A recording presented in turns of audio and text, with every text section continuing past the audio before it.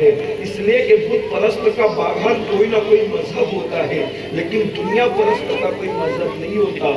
دنیا پرست بدترین منافق ہوتا ہے، دنیا پرست کسی کا نہیں ہوتا، اس کا کوئی خدا نہیں ہوتا، وہ اپنے آپ میں نفس کو خدا بنا چکا ہوتا ہے، وہ اپنی خواہشات کو خدا بنا چکا ہوتا ہے۔ کہنے والوں نے کہا کہ زمین کے اوپر سب سے زیادہ جس باطل خدا کی عبادت ہوتی ہے، زمین پر سب سے زیادہ جس باطل خدا کی عبادت ہوتی ہے اسے نفسانی خواہشات کہتے ہیں۔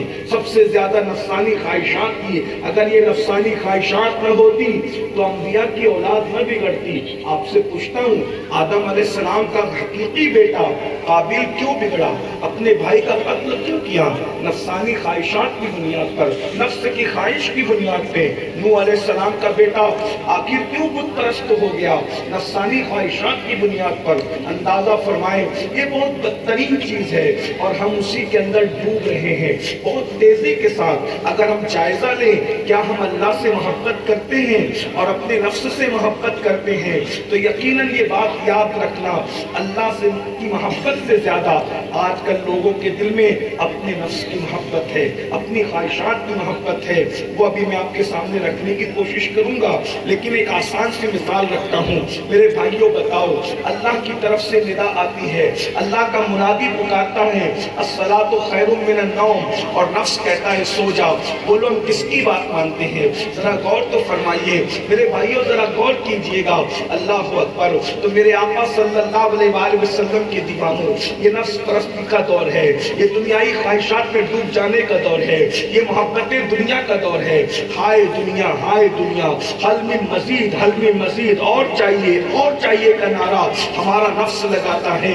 مگر یاد رکھنا، اسی کے ساتھ ساتھ شیطان نے ہمیں ایسے مکر اور فریب کے اندر مبتلا کر دیا ہے، ہزاروں گناہ کرنے کے بعد بھی، کروڑوں گناہ کرنے کے بعد بھی، اربوں خربوں گناہ کرنے کے بعد بھی، روزانہ ہزاروں گناہ کر کے رسول اللہ کا دل دکھانے کے بعد بھی ہمارے دل و دماغ کے اندر ایک خبط ہے، مولانا ہم تو جنتی ہیں۔ کیوں؟ کیونکہ ہم مسلمان ہیں۔ ہم تو جنتی ہیں کیونکہ ہم سنی ہیں۔ ہم تو جنتی ہیں، ہم قادری ہیں، ہم چشتی ہیں، ہم نقشبندی ہیں، ہم سہروردی ہیں، ہم رضوی ہیں، ہم اشرفی ہیں، ہم مجیدی ہیں، ہم یہ ہیں، ہم بغدادی ہیں۔ میرے بھائیوں، ایک بات یاد رکھنا، اچھی طرح سے یاد رکھنا، جنت اتنی سستی نہیں ہے جتنی جنت ہم نے سستی کر رکھی ہے، اور جنت اتنی مہنگی بھی نہیں ہے جتنی اہل بدعت نے جو ہے وہ مہنگی کر رکھی ہے۔ میں قرآن اور حدیث کی روشنی میں ابھی آپ کے سامنے بات کرتا ہوں۔ جو قبرستان جاتے ہو اور قبرستان میں قبروں کا سناٹا دیکھتے ہو، شہر خاموشہ کے اندر جو قبروں کا سناٹا دیکھتے ہو، یہ قبروں کا سناٹا تمہیں دھوکے میں نہ ڈال دے۔ میرے بھائیوں، ہمیں قبر کے اندر سونا ہے، کتنے سال تک؟ 1 سال تک نہیں، 2 سال تک نہیں، صدیوں سونا ہے، ہزاروں سال بھی ہو سکتے ہیں، اس لیے کہ قیامت آئے گی، یہ تو ایمان ہے، مگر کب آئے گی کوئی سنہ متعین نہیں ہے، کس سن میں آئے گی، کب آئے گی؟ میرے بھائیوں سوچو تو صحیح، جس گھر میں 25 سال رہنے کی گارنٹی نہیں ہے، جس گھر میں 50 سال رہنے کی گارنٹی نہیں ہے، ارے جس گھر میں 5 منٹ رہنے کی گارنٹی نہیں ہے، اس گھر کے لیے ہم نے کتنے اہتمام کیے ہیں، کتنے قیمتی گھر بنائے ہیں، اس میں کتنے نرم گدے لگائے ہیں، اس میں کیسی کیسی ایسیاں لگائی ہیں، اس میں کیسے کیسے انتظامات کیے ہیں، جس میں پل بھر نہیں رہنا ہے اس کو کتنا سنوارا ہے، اور جس میں صدیوں رہنا ہے اس قبر کی تیاری کیا کی ہے، اس قبر کے لیے کوششیں کیا کی ہے، وہاں کا کون سا ایسی کا انتظام کیا ہے، وہاں کے لیے جو ہے اللہ اکبر کون سی کاوشیں کی ہے، کون سی کوششیں کی ہے، اگر دیکھا جائے تو کچھ بھی نہیں۔ اور ایک بات یہ بھی یاد رکھنا، وہاں رحم آئے تو آئے، ورنہ اللہ اکبر میرے امام کہتے ہیں، اور وہ سب سے چھپ کے کیے جس کے گناہ وہ خبردار ہے کیا گناہ ہے، اور ان کو رحم آئے تو آئے ورنہ، ان کو رحم آئے تو آئے ورنہ وہ کڑی مار ہے کیا ہونا ہے۔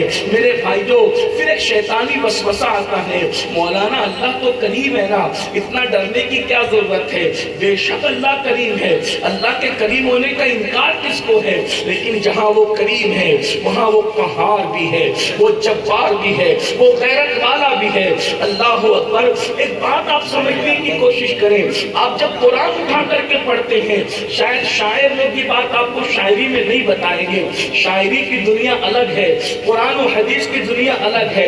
دیکھو شاعری کی دنیا میں آپ نے سنا ہوگا کہ یہ بخشا گیا وہ بخشا گیا, لیکن کون پکڑا گیا شاعر نے کبھی نہیں بتایا, مگر یہ قرآن بتا رہا ہے. آپ قرآن اٹھا کر کے پڑھیں. مجھے بتائیے کیا قرآن میں یہ نہیں ہے کہ ایک قوم کو زمین کے اندر دھسا دیا گیا؟ کیا قرآن کے اندر یہ نہیں ہے کسی کو کی صورت کو سور بنا دیا گیا, کسی کو خنزیر بنا دیا گیا, کسی کو بندر بنا دیا گیا؟ کیا قرآن مقدس کے واقعات کسی کے سور بننے پر, کسی کے خنزیر بننے پر, کسی کے بندر بننے پر اللہ اکبر کیا گواہی نہیں دے رہے ہیں؟ اللہ اکبر. میں پوچھنا چاہتا ہوں آپ سے, بدایوں شریف والوں مجھے بتاؤ, جن کی صورتوں کو سور بنایا گیا تھا, جن کی صورتوں کو خنزیر بنایا گیا تھا, بندر بنایا گیا تھا, آپ کو پتہ ہے وہ کون لوگ تھے؟ آپ تو قادری, برکاتی, چشتی, رضوی, اشرفی ہو, وہ لوگ کون تھے پتہ ہے؟ وہ نبیوں کی اولاد تھے, وہ انبیاء کی اولاد تھے. قرآن پکار پکار کر کہہ رہا ہے اگر ہماری نافرمانی کرو گے تو ہم جب نبیوں کی اولاد کو سور اور بندر بنا سکتے ہیں تو تم کون ہو؟ کبھی یہ تصور کیا, کبھی سوچا؟ قرآن نے ان کا نسب بیان کیا ہے. آج کل نسب میں اختلاف ہو سکتا ہے, قرآن یا بنی اسرائیل کہہ کر ان کے سور اور بندر ہونے کا اعلان کر رہا ہے, ان کی شکلوں کو مسخ کرنے کا اعلان کر رہا ہے. ہماری آنکھیں کیوں نہیں کھلتی, ہم ہوشیار کیوں نہیں ہوتے؟ امام فرماتے ہیں کس بلا کی میں سے ہے سرشار ہم, کس بلا صحابہ وہ ہیں جنہوں نے تہیہ قلبی کی شکل میں جبریل امین کو آتے جاتے دیکھا. صحابہ وہ ہیں جنہوں نے وحی کے نزول کی کیفیت کو دیکھا.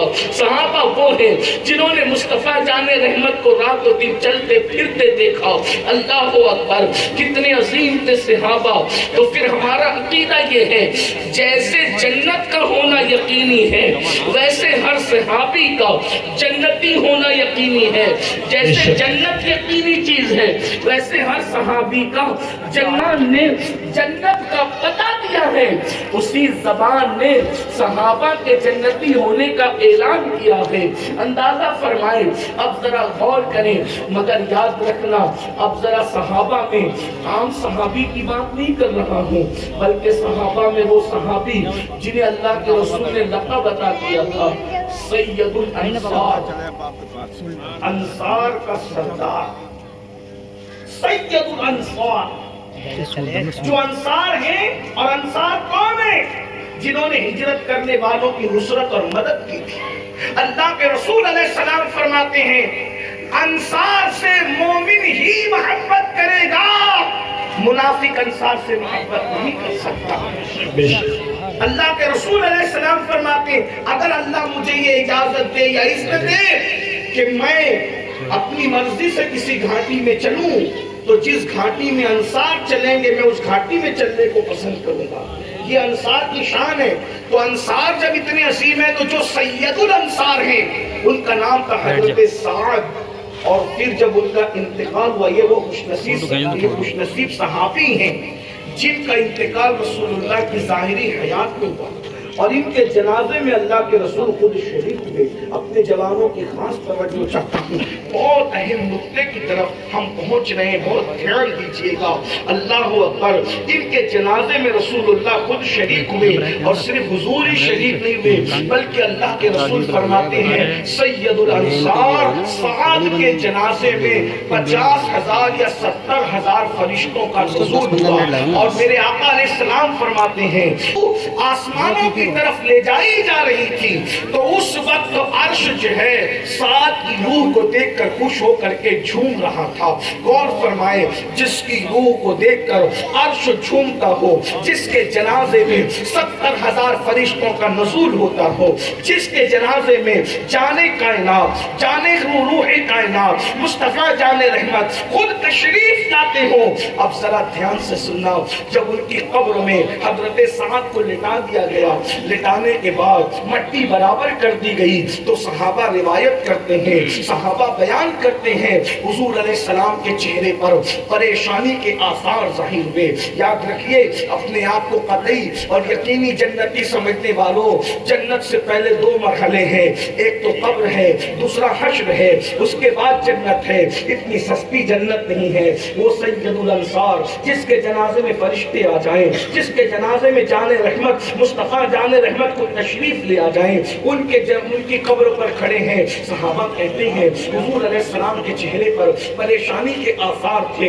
اچانک حضور نے کہا اللہ اکبر, اللہ اکبر. حضور کو تکبیر پڑھتے دیکھ کر ہم نے بھی تکبیر پڑھی, اللہ اکبر اللہ اکبر. حضور نے کہا سبحان اللہ سبحان اللہ, ہم نے بھی سبحان اللہ سبحان اللہ کہا. پھر کہا الحمدللہ الحمدللہ, ہم نے بھی الحمد, یعنی حضور جو تکبیر پڑھ رہے ہیں, تسبیح پڑھ رہے ہیں, تحمید پڑھ رہے ہیں, ہم بھی وہی کر رہے ہیں. تھوڑی دیر کے بعد اللہ کے رسول صلی اللہ علیہ وآلہ وسلم کے چہرے سے پریشانی کے آثار ختم ہوئے. حضور خوش ہو گئے, حضور نے اللہ کی حمد کی. ہم نے پوچھا یا رسول اللہ صلی اللہ علیہ وآلہ وسلم, ہمارے ماں باپ آپ پہ قربان, میرے آقا یہ بتائیں جب آپ نے سانپ کو اس کی مٹی کو برابر کر دیا تو اس کی قبر پر کھڑے تھے تو آپ پریشان کیوں ہو گئے؟ پھر آپ نے تکبیر پڑھی, تسبیح پڑھی, تحمید پڑھی. حضور علیہ السلام نے فرمایا اب آقا کا فرمان سنو. فرماتے ہیں تمہارے اس نیک بھائی پر اس کی قبر تنگ ہوتی. کس کی؟ صحابی رسول. اور صحابی وہ کون؟ انصار کا سردار. اور جس کو حضور نے کہیں جلسے کا ناظم نہیں, آج کل تو جلسے کے ناظم سخی ہے کہ بیٹھے بیٹھے علامہ بناتے, بیٹھے بیٹھے ولی بناتے, بیٹھے بیٹھے کتب ابدال بناتے. یہ بھائی ایسے نہیں ہے, لیکن ایک بات کہہ رہا ہوں کہ آج نظام چل پڑا ہے. ہر بندہ شیخ المشائخ ہے, ہر بندہ قطب العرب ہے, ہر پورا مجمع ہو بھائیوں جنتی بھائیوں کہہ کر تمہیں ایسی شکل لائی جا رہی ہے تکبر اور گھمنڈ کہ تم بھی اپنے آپے میں نہیں ہو. بھائیوں ان کو دیکھو جنت میں جاؤ, ان کو دیکھو جنت میں جاؤ. ذرا غور اگر اپنی آخرت سامنے میں سنجیدہ ہو, تھوڑی سی توجہ فرما لے, تھوڑی سی توجہ کر لے میرے بھائیوں. اللہ کرے میری اور آپ کی آخرت سنور جائے. اللہ کے رسول کا وہ صحابی جس کو رسول اللہ نے سید الانصار کہا, جس کے جنازے میں فرشتے نازل ہوئے, ایک دو نہیں 70,000 فرشتے, یہ اپنی عبرت کے لیے ہے. میرے آقا فرماتے ہیں تمہارے اس نیک بھائی پر, یعنی حضور جس کو نیک کہے وہ کتنا نیک ہوگا. ہزاروں قطبوں کی قطبیت ان کے قدموں پر, اللہ پر ابدالوں کی ابدالیت ان کے صدقے, ولیوں کی ولایت ان کے صدقے. جس کو رسول اللہ نے اس سے بڑا جنتی کون ہوگا. لیکن آقا فرماتے ہیں تمہارے اس نیک بھائی پر اس کی قبر تنگ ہو گئی تھی, اس کی قبر کیا. اور ایک روایت میں امام سیوطی ہے, دوسری روایت میں فرماتے ہیں سعد کو اس کی قبر نے اتنا دبایا کہ مجھے ڈر لگا کہ اس کو کس بس میں گھس نہ جائے. کس کا ذکر ہو رہا ہے, کس کا تذکرہ ہو رہا ہے. ذرا غور کرنا میرے بھائیوں, ذرا توجہ تو کرنا میرے بھائیوں. اللہ اکبر.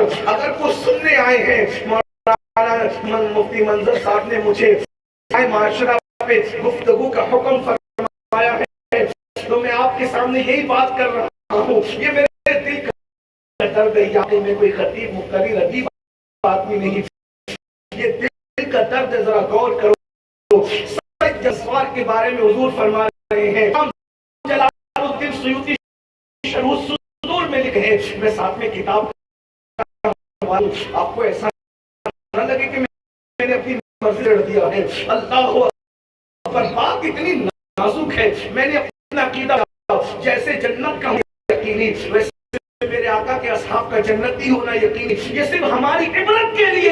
آقا فرماتے ہیں قبر نے اتنا دبایا کہ مجھے ڈر لگا کہ اس کی دونوں پسلیاں آپس میں گھس نہ جائے، تو آقا علیہ السلام کہتے میں نے تکبیر تسبیح پڑھی، تحمید پڑھی۔ آقا ارشاد فرماتے صلی اللہ علیہ وسلم پھر اس کی قبر کو کشادہ کر دیا۔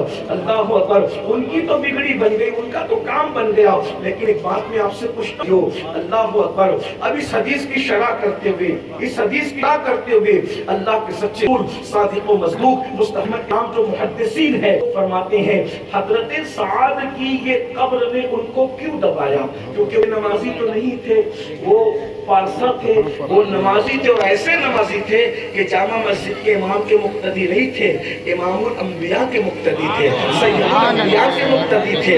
اندازہ فرمائیے، وہ نماز بھی پڑھتے تھے، تہجد بھی پڑھتے۔ ان لوگوں کی شان قرآن کہتا ہے تراہم رکعا سجدا یبتغون فضلا من اللہ ورضوانا سیماہم فی وجوہہم من اثر السجود۔ وہ کوئی صلح کلی لوگ تو نہیں تھے، ان کے بارے میں قرآن کہتا ہے والذین معہ اشداء علی الکفار رحماء بینہم۔ اللہ اکبر، یعنی وہ بالکل پیور لوگ تھے نا میرے بھائیوں، بلکہ وہ صحابی تھے۔ ان کی صحابیت میں انکار کسے ہے جس کے جنازے میں سید العالمین کی شرکت ہو رہی ہو؟ اندازہ فرمائیں پھر ان کی قبر نے انہیں کیوں دبایا؟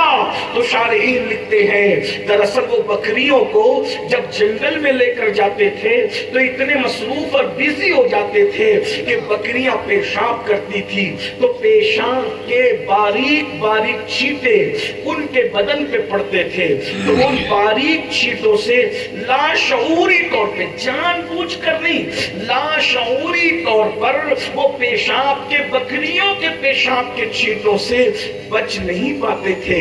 جو بکریوں کے پیشاب کے باریک باریک چھینٹوں سے بچ نہیں پاتے تھے، لیکن ہے سید الانصار، ہے میرے آقا کا صحابی، ہے جنتی، جس کو قرآن نے جنتی کہا، جس کو قرآن کہتا ہے رضی اللہ عنہم ورضوا عنہ۔ اللہ اکبر، صرف یہ ہے کہ کوتاہی کے اعتبار سے وہ بکریوں کے پیشاب کے چھینٹوں سے بچ نہ سکے، تو رسول اللہ قبر پر کھڑے ہیں، پھر بھی قبر دبا رہی ہے، اور آقا فرماتے اتنا دبا رہی ہے کہ مجھے ڈر لگا کہ پسلیاں آپس میں دوسرے میں گھس نہ جائیں۔